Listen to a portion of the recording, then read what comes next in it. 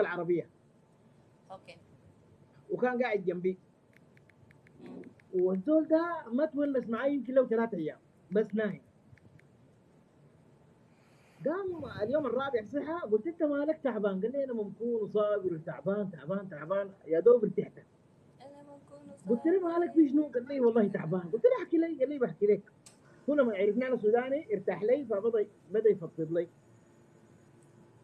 قال لي يا محمد انا مشيت نزلت اجازه في البلد اللي هو منها، بلد بعت اها. لي، قال لي قطعه ارض جابت لها اباوت 250، مش حقول العمله عشان ما تعرفوا هو وين، المهم جابت مصري. له مبلغ خلينا نبطل 250 مقابضه يا زينب ها. 250 الف جنيه. قال لي ومعي كان معي 100، قال لي انا معي تقريبا 350 دقيقة، جنيه سؤال يا محمد، 250 جنيه سوداني ولا جنيه مصري؟ مصري. قال لك واس غلط، قال مصري. لك جنيه مصري. خلاص ما هي كابستني، ما خلاص. قلت لها احترفتها، ما هي خلاص ما الكلام خلاص، الثاني منه. هو كده بغض النظر ما ذكرنا انا اسمه هو. مفتكراه جنيه استرليني. طيب اوكي طيب لا لا، اوكي، طيب واصل. المهم معاه مبلغ كبير. المهم طيب مبلغ كمان دقيقه، محترم. ايوه مبلغ محترم. قال لي والله يا محمد انا مرتي جميله ومهذبه ومحترمه ومربيه لي العيال والله احسن تربيه. عنده ولدين وبنت، ما قصرت والله. ولده في الجامعه الاول والثاني في الثانوي والبنت في المتوسط. قال ما لي شاء لكن الله. انا زمان زمان كنت بحب بنت عمي. المعريس مرته بنت عمه، والبنت ديك نسابة. ما عرسها بنت عمه الثاني. ما شاء الله سرهم. فقال لي والله يا محمد انا حسيت يعني انا عندي قروش وحسيت الله بضعيف يزيده. كويس وشفتها ولسه ما عرست. فقال ما لي شاء والله الله دخلت دايرة. قلبي. قال لي دخلت قلبي. وقال لي يزيدك من الشعر بيت، اذا على الحلاوه مرتي احلى من ديك، ما شاء الله وعلى جميلة. الجمال، على الجمال مرتي احلى من ديك، وعلى السن اكبر من مرتي ب5 سنين. ما مشكلة، العمر مجرد رقم. قال لا رايك شنو نعرس؟ انتوا فاهمين؟ اتقدم لبنت عمه الزمان ما عرسها وهو معرس بنت عمه. ايوه صح. رغم انه مواصفات دي احسن من دي بليون مره، لكن دي في قلبه من الاول. بس عليك نور. فتفاصيل القصه قال لي يا محمد انا مشيت لاخوانا وقلت لهم يا جماعه انا عايز اعرس البنت دي. قال لي ما شاء اخوانا الله. شويه مستغلينها ماليا ومستغلينها انه بيقعدوا معاه شفع، يعني فهمت علي؟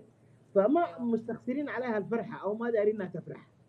فقام قال لي انت مجنون، انت متخلف، داير بمرأة عمرها فوق السن ده شنو؟ يعني ما حتجيب لك اولاد ولا حتعمل لك حاجه. قال لهم مالكم دخل، انا عايز البنت دي. قال لي عليك الله، انت كان عندك حاجه في مخك ولا انت ما نصيح او انت في حاجه قامت لك؟ امشي راجع نفسك وتعال لنا بعد يومين 3.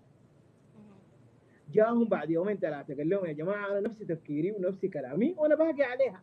قال له نحن اسفين ما بنديك لانك انت حتولع الدنيا وحتقوم حرب، ودي بنت عمك ودي بنت عمك. يا زولا جل البيت قال لها انت عايزاني ولا ما عايزاني؟ اهلك ديل مستكثرين عليك الفرحه. قالت لي يا زولا انا عايزاك. قال لها بتجيفي معي؟ قالت لي بجيف معك. مشى، هم قاعدين في حته غريه يعني ما قاعدين في العاصمه. فمشى للقاضي وجاب معه شاهدين وقال للمرأة دي اصلا متعديه السن القانونيه، اكتب لي اعقد لي. قبل ما يعقد صور العقد لمنو؟ لاخوها الكبير. قال لي انا كده كده هعقد، لكن عشان يكون منظرنا حلو ومنظرنا جميل تعال احضر العقد. دقيقة يا محمد، ما أقطع عليك كلامك. هم عقدوا وين؟ في السفارة ولا في البيت ولا وين؟ هم عيني في يا قريه. غزل، في القوانين المصريه غير قوانيننا، فعادي بتعقد في قاضي. هم في قريه. لو قريه يتجاوز فهمت علي؟ السن القانوني اللي هو 18 بتعقد عادي.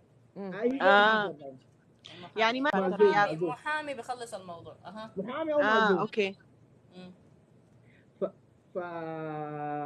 اخوها الكبير ضغط عليه طبعا من الورقه دي واحرجه. جاء حضر العقد وكده مرته. فاخوه قال لي عشان انت ما تكسر في خاطرنا وما تكسر في كلمتنا وما تكسرها هي، تعال وجيب البيت وطلعها من البيت. خلاص نحن ما عرفتها بالغصب وهي عايزاك، تعال بس طلعها من البيت. قال لي بطلعها من البيت لكن ما استع، انا باخدها عند صاحبتها او باخدها في حته امنه بالوقت المناسب. انا اجي ادخل البيت واجي اطلعها، لانهم من عاداتهم وتقاليدهم لازم العروس تطلع من بيتها بزغاريد وبقصه. هل هو خاف بالنسبه لقريه وعادات وتقاليد انها خايف عاندته يقتلوها. ومشت انه تار؟ ايوه خايف يقتلوها. طيب ايوه فهمت لا علي؟ يعني هي عرسته بدون فعاليات وكده، يعني عرسته بس بالعقد ده هسه وخلاص. عقدوا، هسه عقدوا فعاليات دي جبتها من ناتو قاموس. عيني يا كتبوا غزل. كتاب يعني، غزل كتبوا يعني كتاب. القصة واضحة. ساقة مشى للمحامي أو القاضي وداير يعقد عليها، وقام كلم أخوها قال له عندنا إحنا وصلنا عقد غيرك بدونك عاقدين، فأفضل تعال. فجاء اخوها وعقد جا. ليها. قال له اه خلاص هنسوق. أخوها الأخو قال للعريس هسوق البيت وتعال سوق من البيت قدام الناس وكده عشان نعزها دي أختنا. هو خاب عليها إنه يكون السبب اللي قالوا ممكن ده ما يقتلوها. سبب.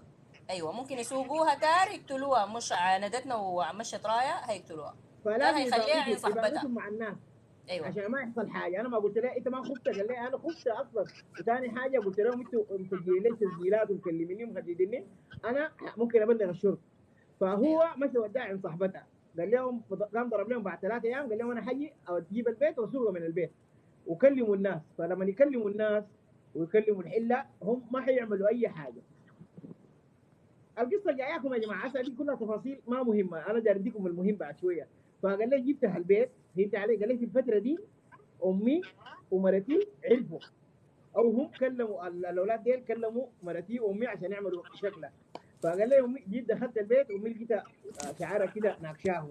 يا لهوي يا نهار ابيض. قال لي انت قال لها يا امي انت معاي ولا مع منو؟ قالت لي انا ما عندي مشكله تعرف زيه وزول، لكن كيف تعرف بيت عمك على بيت عمك؟ المهم قال لي انا تخطيت مشاكل كثيره. حلو. وقال لي مشيت وديت البيت بيت اهلها وطلعتها من بيتها. قال لي لما طلعتها من بيتها مشيت الكوشه من بيتنا قال لي 15 دقيقه بالرجلين. فقال لي انا قعدت في الكوشه 10 دقائق عشان مرتي ما تجي تخرب العرس ومشيت. هنا جاتكم تفاصيل القصه. قال لي ديك بحترمها وبحبها وبعزها وعيالي وعلى راسي، لكن دي قال لي اي حاجه معاها غير مع انها اكبر منها واشيم منها، فهمت علي؟ لكن قال لي انا برتاح. طيب انا ما هسأل عنه هو شخصيا، انا قبل سألتكم عن الطرف الثالث. انا مقدر الحاجة دي، ويمكن لانها لقيت قبل كده وقمت سألت من المعاني يعني شنو الحب الاول. ردوا لي قالوا لي اللهفة في انك تشوفه، نظرة عينك لما تجي في عينه، لمسته لما يلمسك، الاحساس اللي بتحس به كله جواك. فدي مشاعر. انا قبل قلت لكم كلام. المشاعر ما بالايد، المشاعر ما بالايد. لكن الطرف الثالث ذنبه شنو؟ انا برجع الطرف الثالث وجعته حاره. يا وجعاتي